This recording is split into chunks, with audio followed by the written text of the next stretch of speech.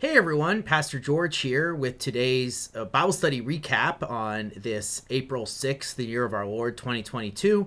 And today we looked at 2 Peter chapter 1 verses 12 through 21. And Peter's big focus in this is twofold. One, to remind people. You'll see him use that word quite a bit in this passage for today, right? Remind, recall, depending on what your translation uses. Remind them of what? Well, remind them of the qualities that we talked about last week, right? The fruit of the Spirit type stuff, but also to remind them of the message that he brought to them, right? And so he's bringing this to them, and that's a big part of the Christian journey, right? To hear these things over and over again because it reminds us about what's important, even if we can get distracted, especially in circumstances of persecution, right? Which this church is going through.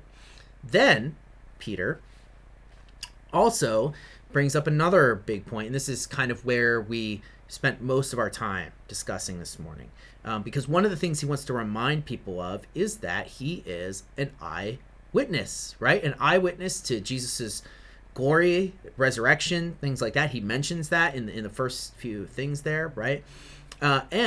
This is important because he's not bringing just myths, right, or false stories to people, right, cleverly devised to get people to believe, right, but he's bringing them the truth. And this is really important for us to know today because we often doubt eyewitness testimony. This was brought up, right? And we doubt eyewitness testimony because people can lie.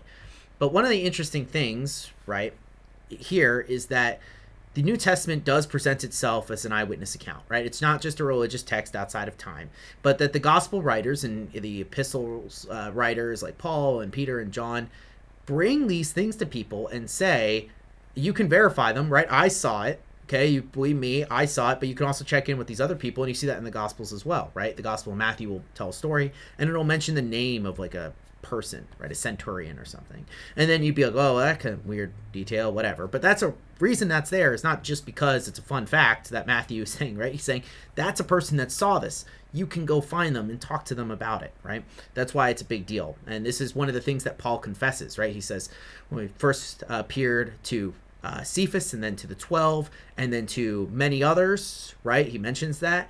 And then finally, as to one untimely born, he appeared also to me, right? So he's mentioning other people. Why? Because this was something that was seen. And people think that that was an early creed of the church, right? So this idea of eyewitnesses is very important. So we talked about that quite a bit. And the thrust of that is, like, we can kind of believe eyewitness testimony is important, but the thrust of that is, and the reason that's important for us, is because in our society, eyewitness testimony is actually kind of disregarded in court, seen as not entirely persuasive because people can lie, right? And one of the good ways to check if someone is lying, at least this is the way that you can always do that, is to dangle eternity in front of them, right? If you were to, instead of the American court, have them swear that they're going to tell the truth, and maybe they'll face perjury, right? But it's kind of hard to nail people for perjury, and instead they'll have to just get shot just summarily in court. As soon as they're caught in a lie, their brains are blown out, right? You could bet that people would probably tell the truth if you were facing death all the time, right? Which is why when eternity is presented to people, it's a good time to figure out what the truth is. And that's one of the strongest parts of the Christian message, is that all of the apostles, besides John, met death, right, at the hands of persecution, at least according to tradition, and there's nothing that says they didn't otherwise, right? And of course, we know many Christians died, and it's recorded in the New Testament, like Stephen, right? So why would you go and do this if you knew that it was false, right? It's not like they made up a religion to trick people to get money and then like recant it, because that would be what would happen, right? If you're just living for money and stuff and you get to the point where someone's going to kill you for it, you go, actually, I didn't believe it, I just tricked people, whatever, right?